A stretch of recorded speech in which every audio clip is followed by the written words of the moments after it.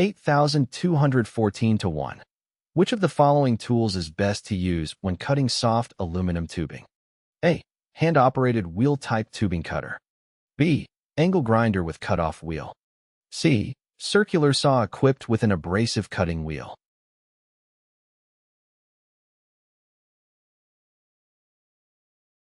The correct answer is A. A hand-operated wheel-type tubing cutter is the best tool to use when cutting soft aluminum tubing.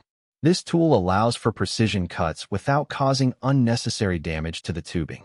Additionally, it is relatively easy to use and does not require extensive experience in working with power tools.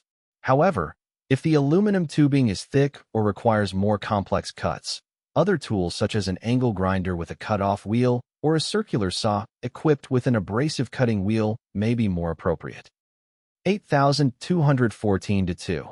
The primary purpose of providing suitable bends in fluid and pneumatic metal tubing runs is to A. Clear obstacles and make turns in aircraft structures. B. Provide for access within aircraft structures.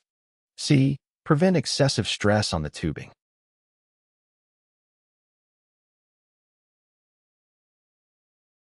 The correct answer is C.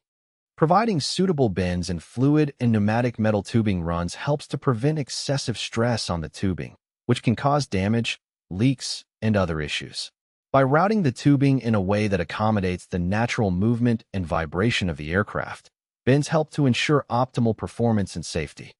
Q8214-3. Which of the following statements is true regarding minimum allowable bend radii for 1.5 inches OD or less aluminum alloy and steel tubing of the same size? A. The minimum radius for steel is greater than for aluminum. B. The minimum radius for steel is less than for aluminum. C. The minimum radius is the same for both steel and aluminum.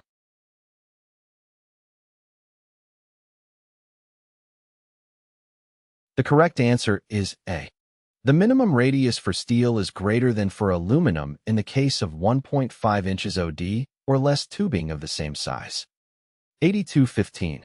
A gas or fluid line marked with the letters PHDAN is A. A dual-purpose pneumatic and divided by or hydraulic line for normal and emergency system use. B. Used to carry a hazardous substance. C. A pneumatic or hydraulic system drain or discharge line.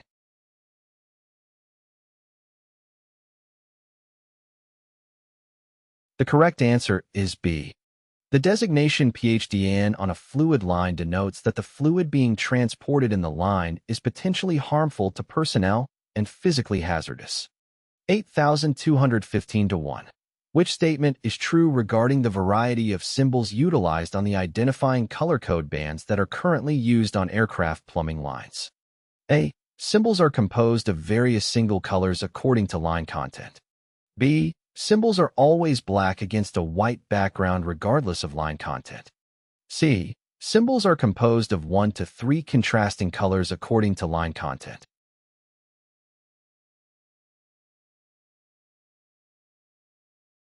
The correct answer is C. A set of colored bands surrounding the fluid line serve to identify the fluid it is carrying in an aeroplane. There are 1 to 3 contrasting colors in each of these bands. A white band with black geometric motifs is also present for the benefit of colorblind employees.